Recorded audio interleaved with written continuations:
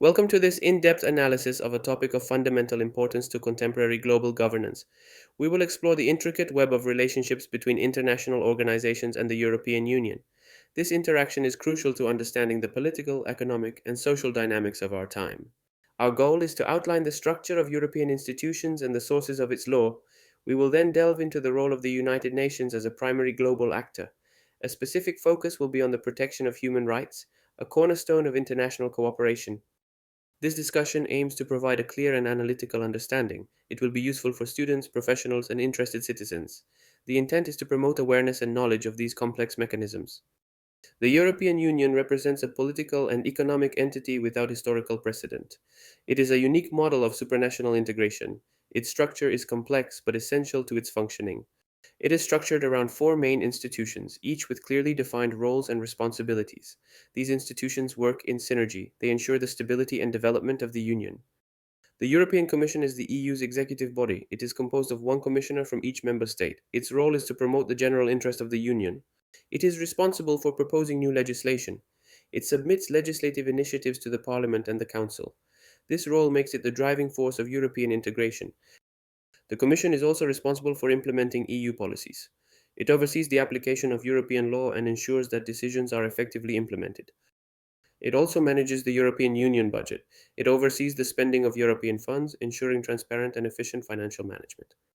The European Parliament is the only EU institution directly elected by citizens. It represents the voice of the people of Europe. Its composition reflects the diversity of the member states. It exercises legislative power jointly with the Council of the European Union.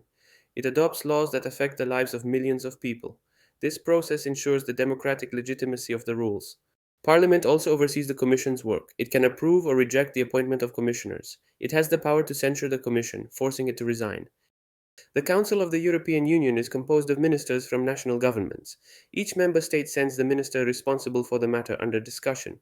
This minister represents the specific interests of the member states. It shares legislative power with the European Parliament.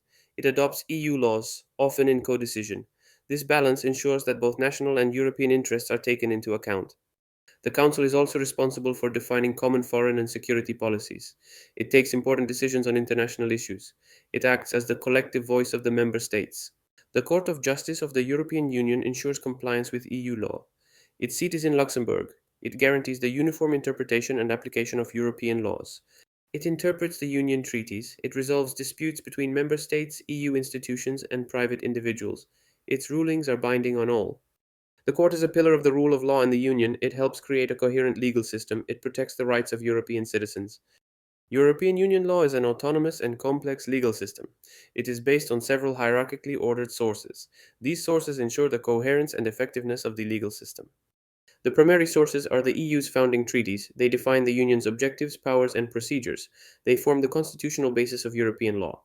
Secondary sources derive from the treaties. They are the acts adopted by the EU institutions. Among these, regulations and directives are the most important instruments. Regulations are legislative acts directly applicable in all member states. They enter into force without the need for national transposition. They have general application and are binding in their entirety.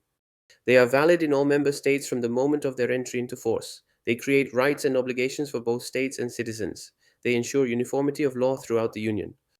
They do not require any implementing measures from national parliaments. This makes them highly effective tools. They ensure the rapid and consistent application of European policies. Directives establish objectives that member states must achieve. They are binding with regard to the result to be achieved. However, they leave member states free to choose the means and methods to achieve it.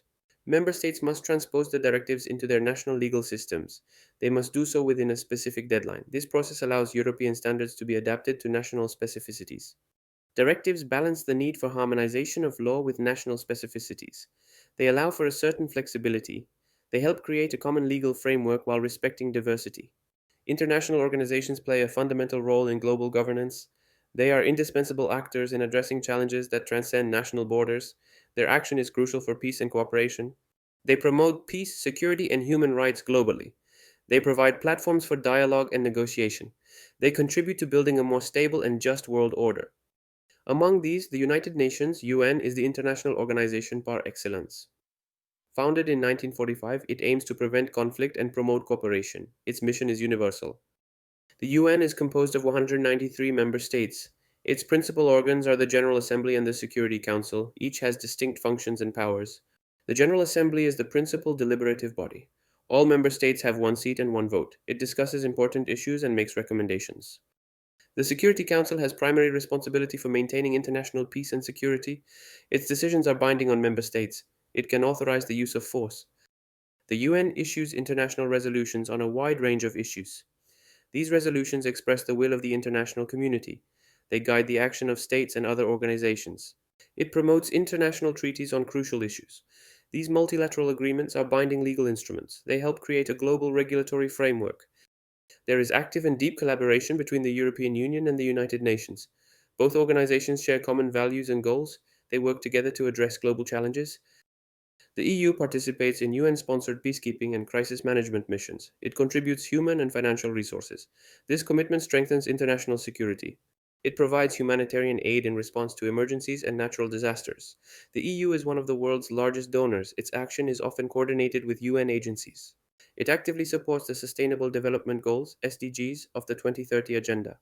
The EU integrates the SDGs into its internal and external policies. It contributes to a more equitable and sustainable future for all. This cooperation is essential to maximizing the impact of actions. It allows us to address complex problems more effectively. It strengthens multilateralism and global governance.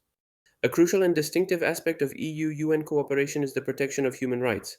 This is a fundamental pillar of both organizations' policies. Their joint action is indispensable. Human rights are universal, inalienable, and interdependent. Their protection is a shared responsibility. It requires constant commitment at all levels. The UN has developed a series of human rights treaties and instruments. These documents form the international normative framework. They are the basis for global protection. The Universal Declaration of Human Rights, adopted in 1948, is the founding document. It establishes the fundamental rights of every individual. It is a milestone in the history of humanity. The Covenants on Civil and Political Rights and on Economic, Social, and Cultural Rights are binding treaties. They specify and implement the principles of the Declaration. They were adopted in 1966. These covenants have been ratified by almost every state in the world.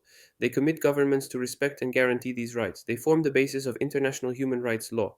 The European Union has a strong commitment to human rights. This commitment is enshrined in its founding treaties. It is a fundamental value of European identity.